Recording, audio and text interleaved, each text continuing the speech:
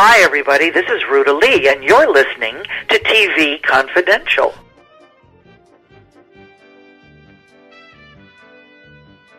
Ed Robertson welcoming you to TV Confidential, radio talk show about television that has taken a few days off this week. We'll be back with a brand new edition of the program next week. In the meantime, our second hour will include encore presentations of our conversation with Ken Osmond, Eddie Haskell of Leave It to Beaver, and Kathy Coleman of Land of the Lost. We hope you'll stay tuned for that. In the meantime, we'll begin this hour by celebrating the life of Robin Williams, the Academy Award-winning actor and comic genius whose kamikaze style and energetic humor took the entertainment world by storm, first as a stand-up comedian, then on television as the star of Mork and Mindy, then finally as one of the biggest film stars of the 1990s and 2000s. And while the world has not fully yet recovered from the death of Robin Williams, we can take comfort in knowing that he left behind a vast body of work that all of us can still enjoy today. Joining us now is Mr. David Steinberg. David managed Robin Williams' career for more than 40 years, up until Robin's death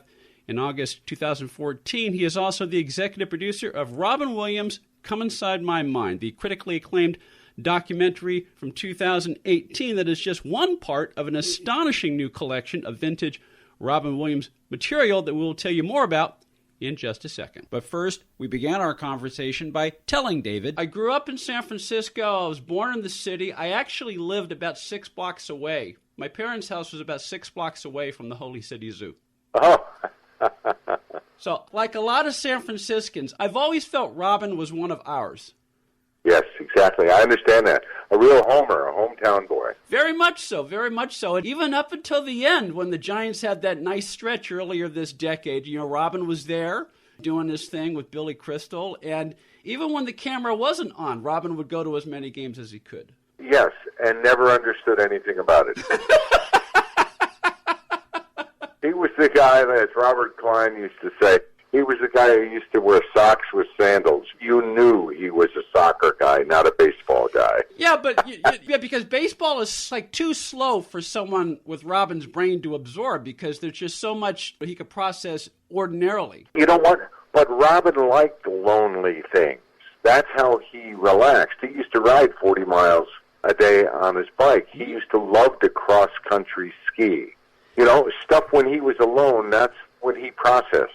I don't know a lot of comedians, but I know enough to know that when the lights are off and they're not performing, many of them are reflective. They need to unplug and channel things and draw on their energy or find ways to channel their energy so that they could create their next routine. Robin liked the loneliness of it. He liked being alone where he could think. I think a lot of that goes back to when he was a child. Mm-hmm. He spent so much time alone as a child, which I believe is where he got this great mental dexterity, which he transformed into physical dexterity as well, because he produced a great deal of both when you saw him perform. But his mental dexterity, he had to create his whole life in his head. And that's how he had the ability to do different voices, conversing. Part of the genius of him was how he could carry on these 2- and 3-sided conversations.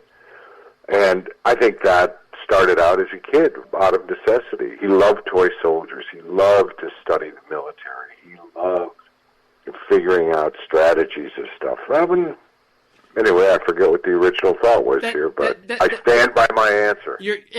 And as well you should. We're talking to David Steinberg. David managed the career of Robin Williams for more than 40 years, up until Robin's death in August 2014. He is also executive producer of Robin Williams' Come Inside My Mind, the critically acclaimed HBO documentary that is just one part of Robin Williams' comic genius, a comprehensive, everything you could possibly think of, tribute, celebration, compendium of everything Robin did, the many things that Robin did, as many gifts that he shared with the world for more than 40 years. Robin Williams' Comic Genius, available exclusively at robinwilliams.com. I've not had a chance to watch everything in the collection. I have watched the documentary, Robin Williams, Come Inside My Mind, David. And for me, I think it's best to watch the documentary first so that you get a thinking of how Robin created.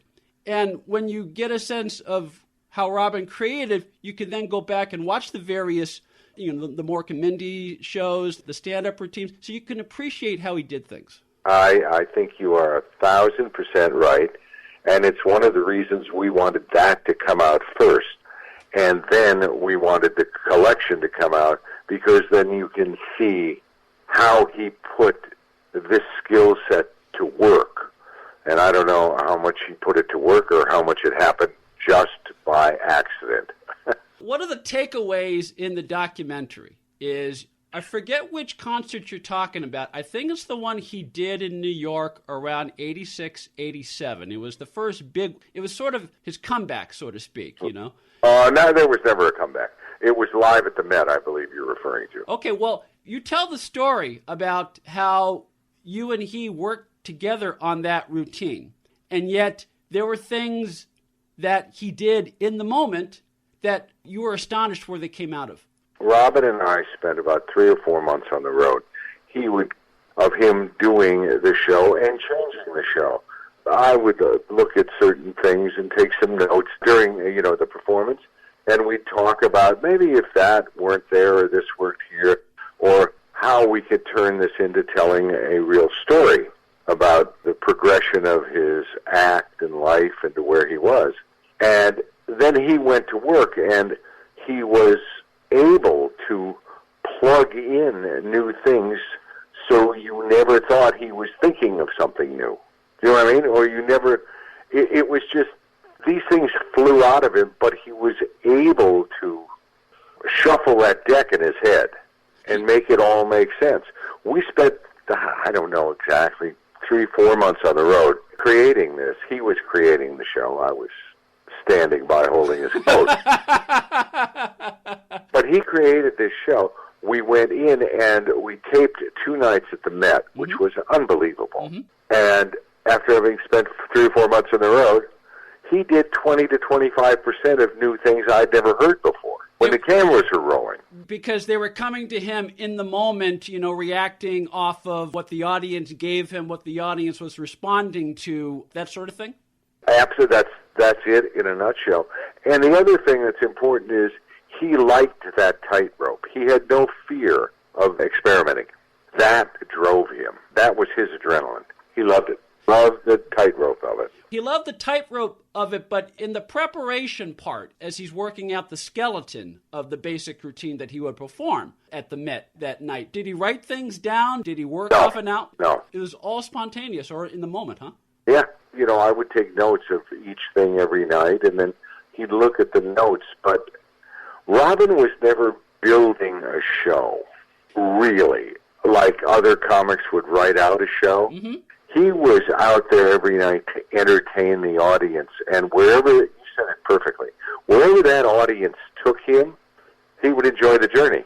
And the good stuff he'd keep and think about, and if he wanted to ever talk about it again, he would. But he was entertaining each audience individually. I think that's a better way to look at it. Well, and I'm just thinking aloud here, but given that he thought faster, he processed things faster, his mind was like faster than most ordinary other people, it would probably slow him down to write down an outline, because there were so many other things. If you write down X, Y, Z, you're not considering A, B, C and all the other things that are coming along. So his gift as an improviser and his acute sensitivity to things, he knew that was his strength. Those were just touch points for him. He just liked exploding on the stage. He loved it. And if the audience liked something, he would then travel that road for a bit until that came up. You know what I mean? Yeah. And he'd move to the next thing. Mm-hmm. Robin really did perform for each audience individually. We're talking to David Steinberg. David managed the career of Robin Williams for more than 40 years. He is also the executive producer of Robin Williams' Comic Genius, a 22 DVD deluxe collection that includes, among many other things, the critically acclaimed documentary Robin Williams, Come Inside My Mind. Robin Williams' Comic Genius, available right now exclusively through robinwilliams.com. One of the takeaways for me, David, in watching the documentary, Robin Williams' Come Inside My Mind, which is just one part of Robin Williams' Comic Genius, the entire collection. One of the takeaways from the documentary, David, was learning how seriously Robin took his craft as an actor. I mean, yes, he won the Oscar. He won a lot of acclaim for his work as a performance, but because people think of him as a stand-up, it is easy to overlook how hard he worked as an actor and the craft and the thought process he took to creating a character and building a character. Well, it wasn't his job to show everyone how he did that. His job was to be that character. Yeah. I don't think anybody knows how much goes into preparing and stripping yourself down and being that. I'm sure there's a lot. Look at what Robert De Niro does. Mm-hmm. Look at what really acclaimed great actors do. You're not looking at that person being someone else. You're looking at someone else. When he was doing that, I didn't visit him a lot on the set. He wasn't interested in me breaking him out of his character. Mm-hmm. You know how we had so much fun together. We laughed together so much. We had a lot of serious conversations together about a lot of serious matters. But when you go have dinner with somebody or you go see someone or visit them on the set, you're standing around watching them. It's a pretty boring thing, and they feel a little obligation to maybe entertain you or be something. And Robin always wanted to entertain everybody. And that was too much pressure to bring him out of a character that he was doing. You know what I mean?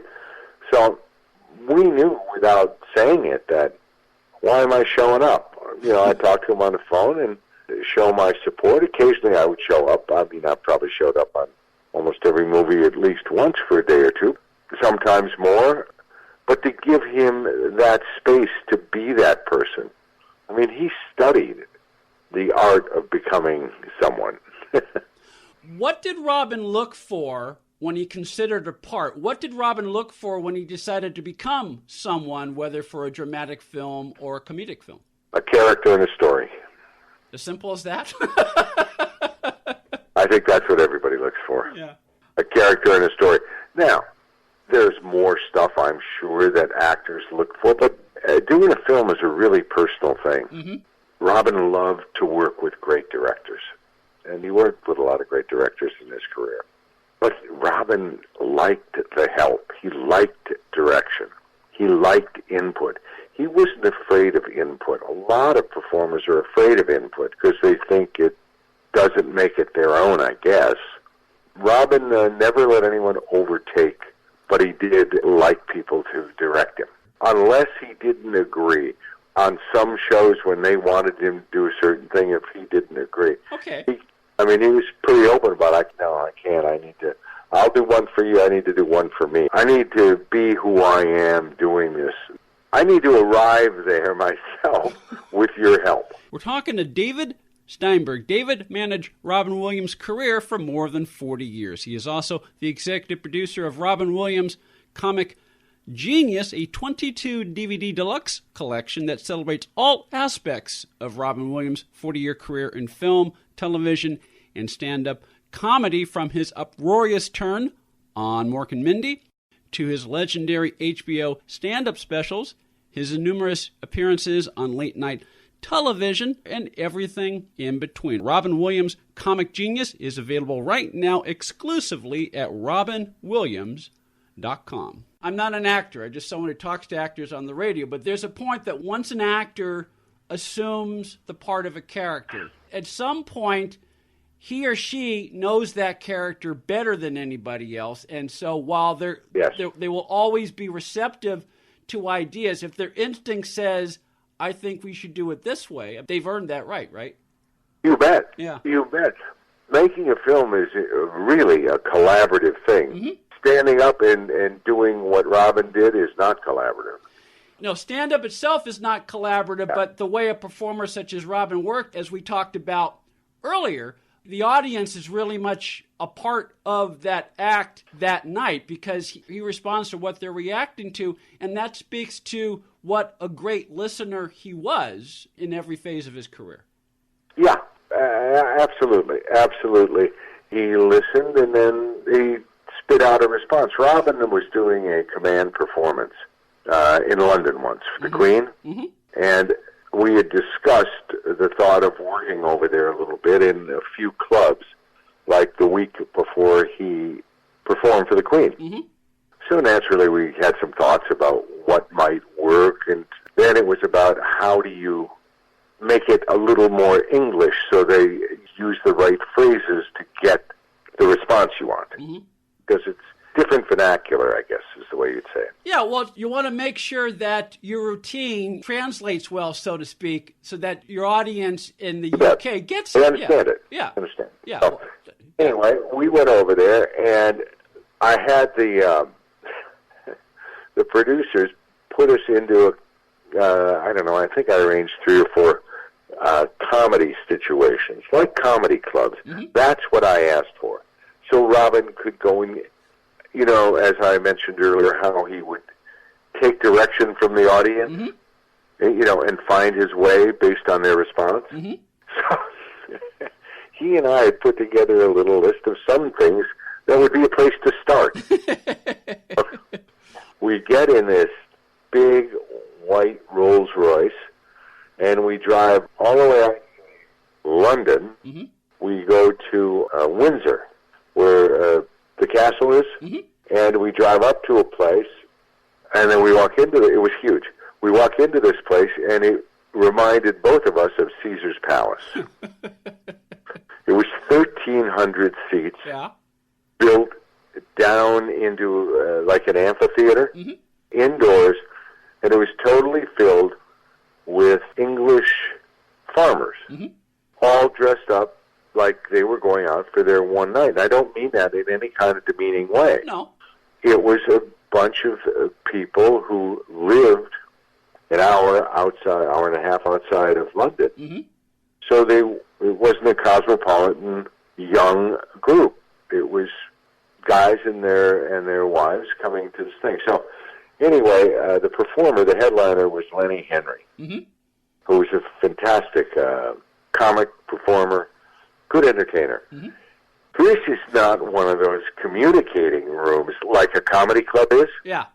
You know, that's created for comedy. This was more of a performance. So I go sit in our booth that they gave us. Robin said, I want to go back and see Lenny, okay? I said, great. So I'm sitting there having a drink. 20 minutes later, a waitress comes back and says, Mr. Williams would like to see the notes. What we had talked about? I said, tell Mr. Williams he's got the notes. 5 minutes later, she comes back. Mr. Williams says you have the notes. I said, tell Mr. Williams to look in every pocket. I don't have the notes. So Robin got out on the stage, and he did what comics do when they're not sure of what to do. So, where are you from? And it was 5 or 6 of the most painful moments I've ever seen in Robin's life. Yeah. He was totally lost. He was totally thrown. And we laughed convulsively on the trip home. Then we went into a couple of comedy clubs where he could sit, you know, where there were 80 people and working in the club, and he was in the middle, like a little dance floor at a bar mitzvah. Okay? Yeah. And he'd get out there, and he would get immediate feedback, and he figured out exactly what he was going to do for the Royal Command. Yeah. And he was spectacular. But I'm just trying to show how he got something from an audience. Yeah. He participated in the show with the audience. Yeah. He participated with him. Yeah, and even a 5-minute painful stretch, I'm sure that he filed that somewhere in his brain, and he drew on that somewhere else down the line in some other You bet. form. Yeah. You bet. Yeah. Anyway, it really illustrated how the audience was part of his show. So everybody was in the same act. Everyone was in the same act. We're talking to David Steinberg. David managed the career of Robin Williams for more than 40 years. We'll continue our conversation with David after this quick time out here on TV Confidential. Attention sports fans, now you can watch every football game you want all season long without leaving your home with Dish for about $50 a month. Compared to your cable bill, you can save almost $600 a year. Call right now and sign up for Dish and watch every football game you want. With Dish, there are no boxes to pay, plus get free installation as soon as tomorrow if you call now. And with Dish Anywhere, you can watch your favorite sports and channels on your smartphone, tablet, or laptop. Be one of the first 100 orders right now and get a free voice remote. Don't miss a single football game all year long and save a ton of money. Get a free voice remote and free installation as soon as tomorrow. But you gotta call All American Dish right now. 800-296-1251. 800-296-1251. 800-296-1251. That's 800-296-1251. Hi, this is Rhonda Shear, and you're staying up all night or day with TV Confidential. Buying or selling a home can be one of the most stressful things we'll ever do in life, but it doesn't have to be. And no one knows better than our friends at Front Porch Realty Group. They're a community of realtors serving the Northern Bay Area of California that cares about their clients as individuals first and foremost. Whether you're a first-time buyer or looking to lease or sell your property in the Bay Area, Front Porch Realty Group will help you through this important transition by providing you with the right information for your situation while lessening the pain. They also work with a network of realtors throughout California who provide the same high caliber of customer service. Call Front Porch Realty Group at 415-886-7411 for a realtor referral near you. You can also visit their website, frontporchrealtygroup.com, for more information on the services they provide, including upcoming workshops and seminars. For more information, call 415-886-7411 or visit frontporchrealtygroup.com. Front Porch Realty Group. They'll find the solution that works best for you. Uber is the mobile app that connects you with a driver for immediate transportation. Request a ride at the tap of a button and you have a driver curbside in minutes.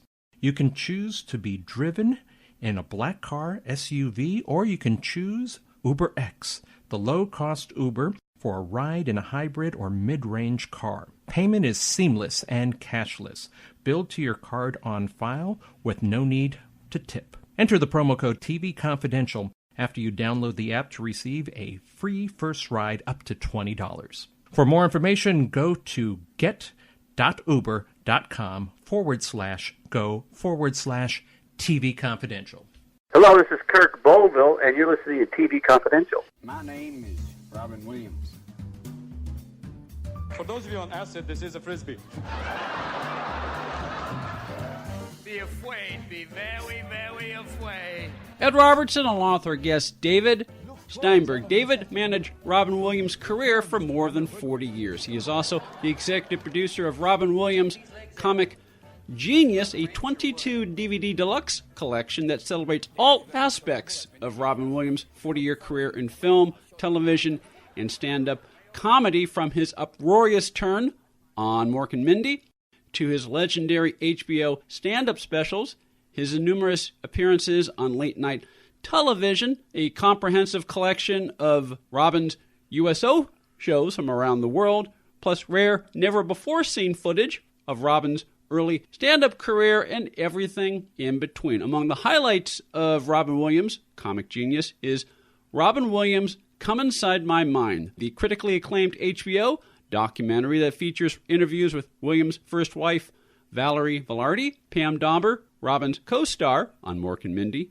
comedians David Letterman, Louis Black, and Billy Crystal, and a whole lot more. Robin Williams' Comic Genius 22 DVD deluxe collection, available exclusively robinwilliams.com. The collection itself as a whole contains more than 50 hours of Robin's material throughout his career. It is comprehensive, and yet I could see you could easily have made it 100 hours. Was it difficult to narrow it down in putting this thing together? It was a lot of looking around. But, I had lived through so many of these things, so I kind of knew where a lot of them were. You know what I mean? Mm-hmm. The gems. But you said something earlier that I thought really made sense, that to look at which is one of the DVDs in our set, the HBO documentary, Come Inside My Mind. Come Inside My Mind.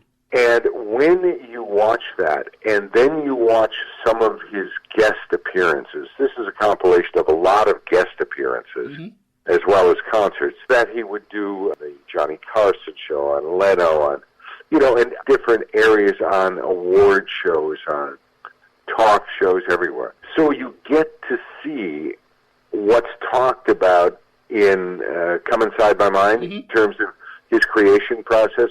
You get to see that employed, how he just is coming out so naturally and improvising in so many of these situations. I mean, there's stuff that he does there with Whoopi Goldberg, with Billy Crystal, with Jack Nicholson. You get to see his genius deployed.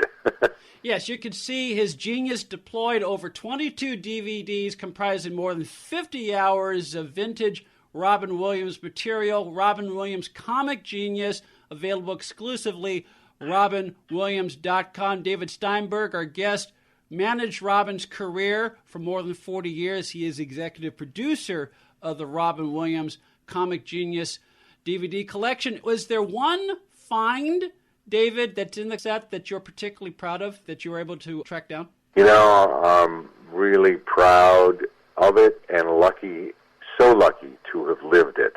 And one of my particular personal highlights, and I wish there was more of it, was of our trips to Afghanistan and Iraq. Yeah. You don't get to fully understand how tirelessly he worked. I mean, I think we went 4 or 5 times. There wasn't one trip when he came back where he could speak. He had no voice left. And those were all Christmas trips. Yeah, and I understand he never said no whenever he was asked. He never said no. No. He signed an autograph or took a picture with every soldier on every base that we went to. He would never go to sleep. And other performers would go to sleep, who were out with us. Yeah. Robin would not go to sleep until everyone had been satisfied with however they could touch him or he could touch them. It was the most fulfilling feeling he ever had performing. That's just my thought. Not that anyone cares about me, but it was certainly the most fulfilling. Well, you knew him as well as anybody else. You spent so much time with him. And for the benefit of the listeners, the relationship between a manager and a performer is, the manager is not only at the top of the food chain, the manager always, while the agent may look for what's good for this particular deal, the manager always thinks in terms of the performer as a whole. And so it's a very, very close relationship. And it sounds like in the case of you working with Robin, it transcended that even more because you connected with each other emotionally, I understand. You were that close. Yeah, that would be accurate. It was a remarkable experience, a remarkable life that I've been blessed to lead. And when Robin passed away, this was what I wanted to accomplish, both of these projects, to leave as much of a legacy of Robin's genius for fans and for future generations. And it sounds like, because you bring up the word genius, it sounds like at least your approach was you didn't try to, quote unquote, manage genius in the sense of trying to control it. You sort of recognized what he had and who he was. You helped him nurture it in whatever way you could. Nurture it and clear a pathway so he could exhibit it without people trying to dictate what he did. One last question for you, and I understand that you also worked once upon a time with Martin Mull, and to me, yes, I did. I had all his records in the 70s, and to me, he was a genius in a different kind of way because not only was he funny, he could tell stories, but he could play guitar, and so he brought that. That's what made him special. Martin was great. Martin never really loved performing that much. He was great at it because he's so funny. Martin and I were actually roommates for a while. Oh, really? Yeah, he lived at my house when we managed him. Yeah. He was fantastic. I do have to say that Billy Crystal, who I do manage, had a relationship with Robin that was so fruitful, both professionally and personally, that some of the things that they did together, he knew exactly how to play with Robin so he could be his own particular brand of genius and Robin could be. They had a real chemistry that was pretty breathtaking to watch. Yeah, one of the highlights of the documentary itself are some of the phone messages between Robin and Billy Crystal that they shared.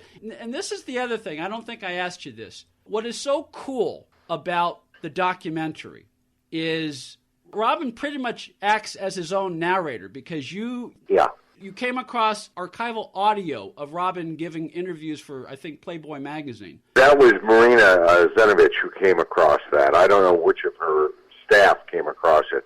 But we wanted to have Robin's voice as much as possible in this. And she found that tape, which was just gold for this. Well, when you get the collection, folks, it would be a good idea to start with the documentary because not only do you get a sense of Robin's creative gifts, but you're getting that creativity from Robin itself. So it's really like he has come back alive to guide you through this collection. Yes, that's the idea. You really got this thing. David Steinberg is the executive producer of Robin Williams' Come Inside My Mind, the critically acclaimed HBO documentary from 2018 that is just one part of Robin Williams' comic genius, the 22 DVD deluxe collection of vintage Robin Williams material that is available exclusively through robinwilliams.com. Become an advertiser or underwriter of TV Confidential and let our brand help promote your brand. To find out more, go to televisionconfidential.com/advertise. You can now listen to TV Confidential whenever you want by downloading the new TV Confidential app. You can find the TV Confidential app at the Apple Store, apps.apple.com. If you're living with diabetes and using insulin, you know the pain of pricking your fingers over and over again. By wearing a small remote device called a continuous glucose monitor or CGM, you can reduce the pain of pricking your fingers right away. If you're testing your blood sugar 4 or more times per day, injecting insulin 3 or more times per day, or using an insulin pump, call the Diabetic Health Hotline today. 800-712-8002. That's 800-712-8002. Paid for by U.S. Med.